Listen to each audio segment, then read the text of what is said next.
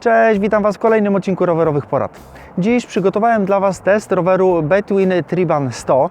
No i właśnie, jakiego typu to jest rower? Ciężko do końca go jednoznacznie zaklasyfikować. Czy to jest rower gravel, czy bardziej miejsko-szosowy, czy coś w formie przełajowego. Ale to też fajna sprawa, bo każdy tutaj może znaleźć coś dla siebie i może go dostosować pod swoje potrzeby. Jeżeli jesteście zainteresowani testem roweru gravelowego za 1000 zł, zapraszam do oglądania. No i oto Triban 100 w pełnej okazałości. Co wyróżnia ten rower? Mamy kierownicę typu baranek. Brakuje tutaj przedniej przerzutki. Jest tylko jedna tarcza z przodu o 48 zębach. Natomiast z tyłu kręci się wolnobieg 7-rzędowy 14-34. Przerzutka to Shimano Tourney. Rama jest aluminiowa, widelec sztywny stalowy. Cały rower bez pedałów ważyłem w rozmiarze M. Zgadza się to, co podaje producent. Rower waży 11 kg 300 g, czyli ta waga jest naprawdę rozsądna w tym przedziale cenowym. Nie znajdziecie, wydaje mi się, nic lżejszego. No i chodźcie zobaczyć ten rower z bliska. Tutaj założono opony 28 cali o szerokości 32 mm. Zastosowano tutaj opony o bieżniku typu semi-slick, czyli opona jest gładka na środku i ma delikatne klocki po bokach. Fajnie się na niej jeździ po asfalcie, tym bardziej, że można ją napompować do 6 barów, natomiast można również zejść z ciśnieniem do 2,5 bara, dzięki czemu w terenie też będzie się ten rower charakteryzował fajną przyczepnością. Ja za chwilę będę Wam jeszcze pokazywał, jak się na tym rowerze, jak się ten rower zachowuje w terenie. Co ciekawego tutaj na kierownicy można spotkać, ciekawego, nietypowego, jest to taka manetka Shimano A50, która zawiaduje tylną przerzutką. Jest to widok dosyć zaskakujący. Ja przyznam szczerze, pierwszy raz w ogóle taką manetkę w tego typu rowerze, czy w ogóle taką manetkę widzę. I wydawać by się mogło, że odrywanie ręki od kierownicy, przekładanie jej tutaj, aby zmienić bieg, jest niewygodne. Na początku faktycznie jest to dosyć dziwne. Tutaj jednak podczas hamowania nie jest to do końca wygodne, aby przeciągać rękę w to miejsce. Ale po kilku dniach jazdy, po kilkuset kilometrach, jaki przejechałem na tym rowerze, przyzwyczaiłem się do tego. I jeszcze dwa słowa o kołach. Zastosowano tutaj koła z 28 szprychami. Ja nie jestem pierwszym testerem tego roweru. Ten rower już był w kilku miejscach przede mną i powiem Wam, że koła trzymają się naprawdę fajnie. Są tutaj oczkowane, kapslowane miejsca, w którym szprycha chowa się w obręczy. Z przodu zastosowano szybko zamykacz, z tego względu, żeby można było szybko zdjąć koło, na przykład wrzucając rower do bagażnika. Natomiast z tyłu mamy już mocowanie na śrubę. Na początku trochę mnie to zdziwiło, ale później przypomniało mi się, że ten rower jest dedykowany do jazdy miejskiej. Jest to fajne rozwiązanie z tego względu, że przypinając rower ulokiem, łańcuchem, możemy sobie spiąć ramę z przednim kołem i nie będziemy się martwić o to, że ktoś nam tylne koło ukradnie. I także bardzo cieszy mnie, tak samo jak i zresztą w wyższych modelach Tribana, to, że mamy tutaj przygotowane otwory do montażu bagażnika, do pełnych błotników, także możemy sobie śmiało ten rower przygotować nie tylko do jazdy miejskiej, ale także do jazdy gdzieś dalszej, turystycznej. Mamy mocowanie na koszyczek, na bidon, niestety jest tylko jedno, tutaj już niestety tego mocowania nie ma, także polecam obejrzeć odcinek, w którym opowiadałem o mocowaniu koszyczka w momencie, kiedy nie mamy otworów. Tutaj taki drobny dodatek jest taka osłonka, ochraniacz przeciwko spadnięciu łańcucha. Ja czytałem opinię na stronie Decathlonu, jeżeli chodzi tutaj o spadanie łańcucha. Kilka osób krytycznie się wypowiadało, że na jakichś dużych nierównościach na krawężnikach łańcuch potrafił spadać.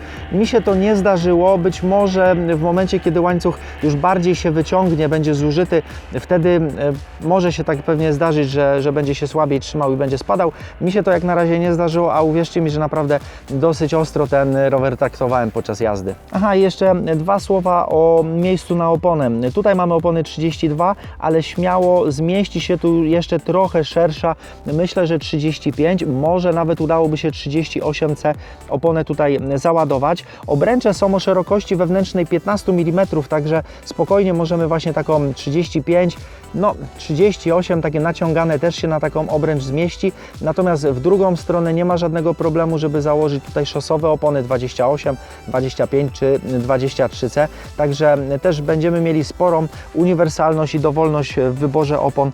Dobra, zabieram Was teraz na krótką przejażdżkę. Zobaczcie najpierw, jak wygląda sprawa z tą manetką. Jadąc tutaj na górze w wypłaszczeniu, mamy śmiało dostęp do manetki. Jest bardzo wygodna, klik jest wyczuwalny. Manetka jest oczywiście indeksowana, bardzo fajnie się nią zmienia biegi. No, natomiast jadąc już tutaj w górnym chwycie, czy w dolnym chwycie, no musimy rękę przekładać, żeby ten bieg zmienić. Tak jak mówiłem wcześniej, podczas jazdy miejskiej, jazdy spokojnej, gruntowej czy asfaltowej nie ma z tym żadnego problemu. Natomiast podczas jakichś szybkich zjazdów czy bardzo jakichś dynamicznych przejazdów odrywanie ręki od klamki hamulcowej, czy po prostu zmiana pozycji ręki nie jest tak już do końca wygodna, ale tak jak mówię, przeznaczenie tego roweru jest bardziej rekreacyjno-amatorskie, więc nie powinno to Wam aż tak bardzo przeszkadzać. Jeżeli chodzi o pozycję za kierownicą, siedzi się tutaj bardzo wygodnie. Ten rower nie ma jakiejś super sportowej pozycji. Bardzo dobrze. Taka właśnie pozycja gravelowa, endurance o wiele lepiej się sprawdza podczas uniwersalnej jazdy. Główka ramy jest stosunkowo wysoka. Są tutaj jeszcze podkładki pod kierownicą, pod mostkiem, także można w razie czego, gdyby ktoś chciał poprawić swoją pozycję na bardziej sportową, można to wyjmując podkładki zdjąć. Jeżeli chodzi o komfort jazdy, no to widzicie, teraz jadę po takich płytach betonowych.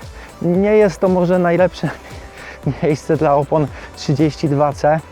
Natomiast trochę chodząc z ciśnienia nie jest wcale tak źle i jedzie się naprawdę przyjemnie jak na taką szerokość opon. Jeżeli chodzi o kierownicę, to jestem bardzo pozytywnie zaskoczony tym, jak wygodna, miękka jest owijka. Jeżdżę zazwyczaj w rękawiczkach, ale specjalnie tutaj do tego testowania przez jakiś czas jeździłem też bez rękawiczek i tutaj nie ma takiego problemu z odparzeniem dłoni. Tutaj ta owijka jest naprawdę fajna. No ale dobra, porzucam płyty betonowe. No ten rower o wiele lepiej czuje się właśnie na takiej szutrowej, gruntowej drodze pełnej nierówności. No oczywiście w kopnym piasku nie poszalejemy, natomiast jeżeli tylko droga jest w miarę ubita, wtedy można naprawdę z fajnymi prędkościami sobie pojeździć właśnie tym rowerem. Siodełko jest, no powiem Wam, że też całkiem wygodne. Po tych kilkuset kilometrach na nie nie narzekałem. Jest dość szerokie, dość miękkie. Ja lubię szersze siodełka, więc jeździło mi się na nim naprawdę fajnie. Nie miałem jakiejś wielkiej potrzeby przemontowywania do tego roweru swojego siodełka. No i jak właśnie widzicie tutaj, właśnie to jest żywioł tego roweru.